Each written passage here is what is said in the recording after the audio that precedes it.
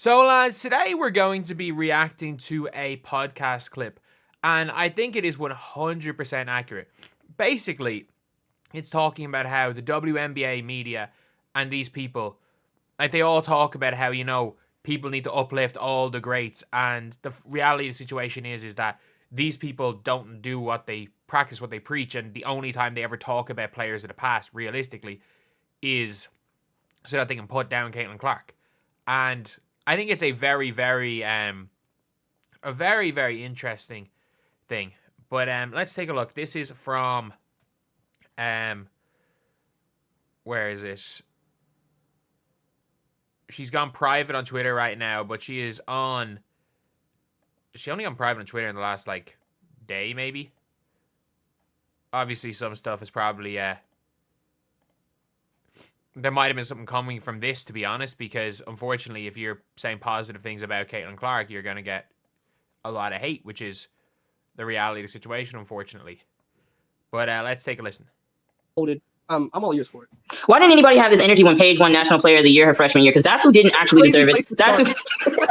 No, but it really, really blew me that an owner of a WNBA franchise got on and used the platform to do that, especially considering everything she said in the timepiece was in line with what everyone has been asking for. She did a sit-down postseason interview, right? So she can gather her thoughts. She can, do whatever research or whatever, really take time to articulate. But, we know that nothing is ever going to be enough. We know that it was never about Caitlin Clark speaking out. It was never about her speaking out for too long.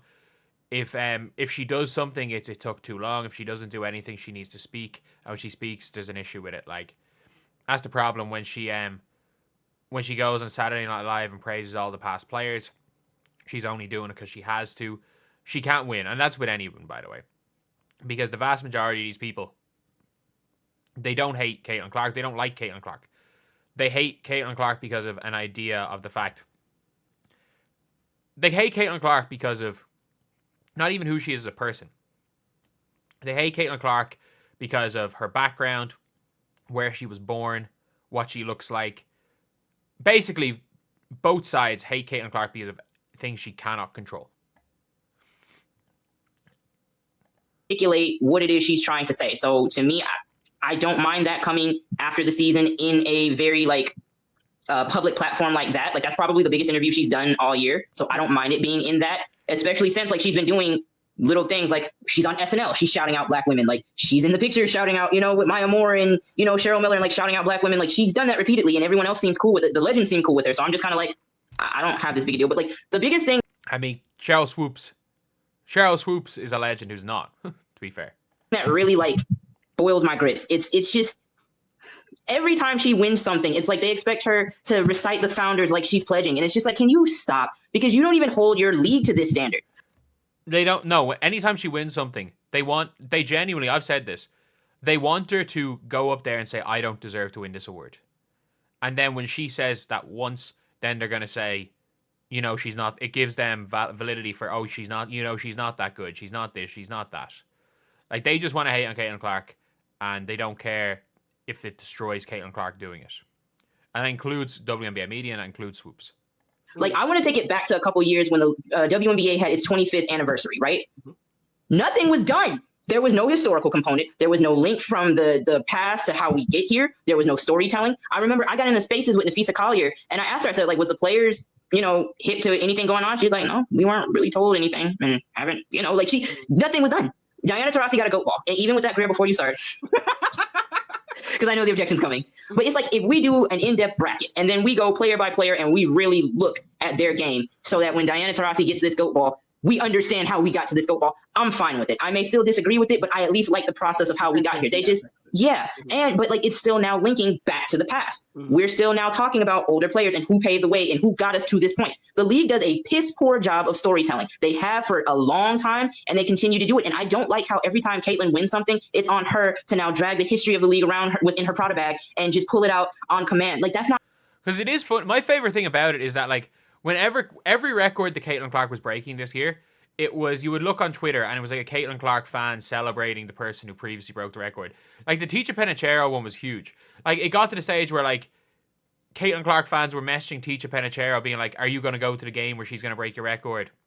and like sharing Teacher Penichero highlights. The WNBA didn't. The WNBA did not do that. And it's like, but there were Caitlin Clark haters being like, oh, why did Teacher Penichero not get this type of recognition? Whereas Teacher Penichero herself was just happy that people were recognizing her now about that type of stuff.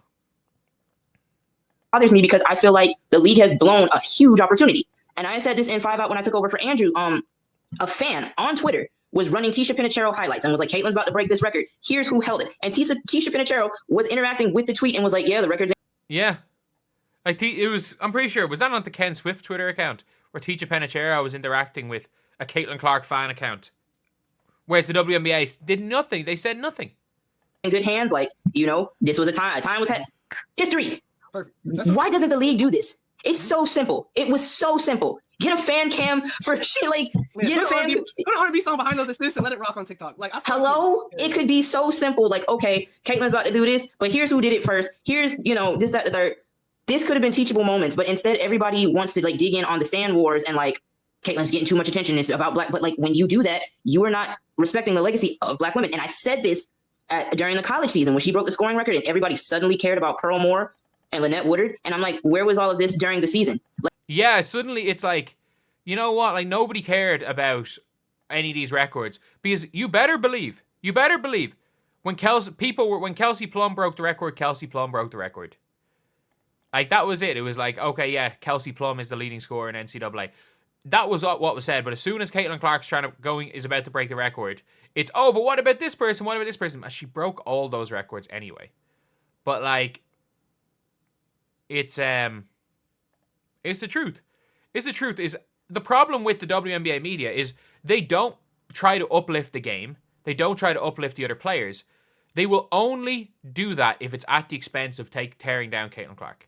For example, like, I think Angel Reese had a really good rookie year in her own right. And I think you can very much talk about that by itself. But in a lot of situations, the WNBA media talking about Angel Reese last year was to try tear down Caitlin Clark. And as soon as Caitlin Clark, it became one of those things where it's like Caitlin Clark's just so far ahead. They stopped giving Angel Reese credit for anything. They stopped really talking about Angel Reese. It's like she had a brilliant rookie year in her own right. But because it was no longer in good faith, you could really argue that there was a rookie of the year race or that you could no longer talk down on Caitlin Clark by having a rookie of the year argument. They just shut up praising Angel Reese. The reality is Angel Reese was really good last year. But the problem is that these people, these players, including players from history, they're just pawns in these people's game, or these people's chess game, and with the end goal of them trying to take down trying to break Caitlin Clark as a person. That's just the unfortunate thing, is that these people don't care about basketball. They never have cared about basketball. They think Caitlin Clark is a threat to the club, to their little club in the WNBA. They think Caitlin Clark bringing in new fans is a threat to, the positions they're in of note. The fact that they're in some positions of note on with the league, where their relationships with players, the fact that new fans means players are less likely to spend time being chronically online, interacting with players. They're less likely to do some other things. They think Caitlin Clark and everything surrounding Caitlin Clark, fans and everything, and even the great new fans who just want to learn about the league, are a threat to what they've had previously in the league. So they're doing everything they can to tear down Caitlin Clark, even though some of these people don't know basketball. Heck, I've heard so many of these quote-unquote historic WNBA fans say that Aja Wilson, she won multiple championships in South Carolina, as one of the best college players ever. And I'm like, what? What are you talking about? But anyway, let's see. Let's keep going. Like, there should have been a countdown leading up to this. There was. And in the process of that, there should have been storytelling of, again, how we get here. So now when we get here, it's not a whole bunch of, wait, pump the brakes, stop liking her and appreciate these black women that came before we even really had documentation and what's going, and good storytelling and major hype. You missed the boat. So I think there is a opportunity now to right the ship. And I feel like we had no cap space for doing it because Andrew is doing the legendarium and he's doing his big one. Just might have been my favorite that he's done, genuinely. Listen. So good. No cap space, WBB.com. Go be the next Hello? one. Be the next one and tell a friend to tell a friend. If you truly care about the game and you truly care about learning about it, and this is pumping up my colleague, like, go read that. Go learn something if you actually care and stop using it as like a talking point. Because at this point, I feel like it's unfair to our legends that they only get used when it's like to try and bring down what she's doing. And I've been saying this the whole time. Get in the booth. tell the story. Do what you need to do, because it should not be on one person now to do that when your league is not telling the story at all. She is. And like that's the reality of the situation. It's 100% true.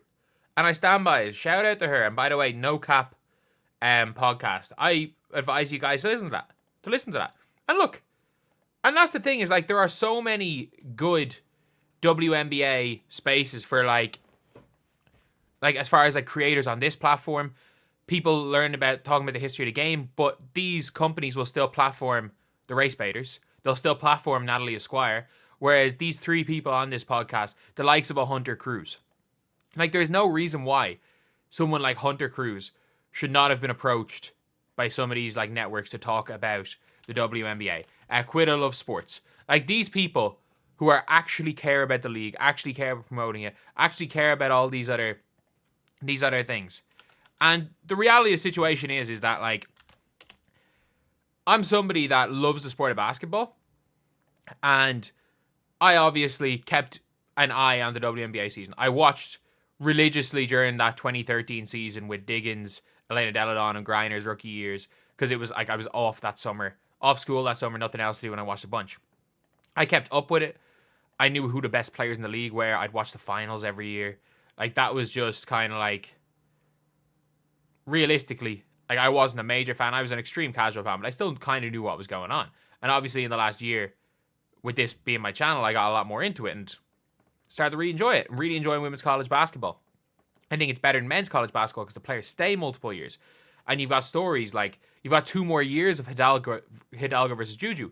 Juju was better as a freshman. Hidalgo's better this year. Who's going to be that number 1 pick in 2027? So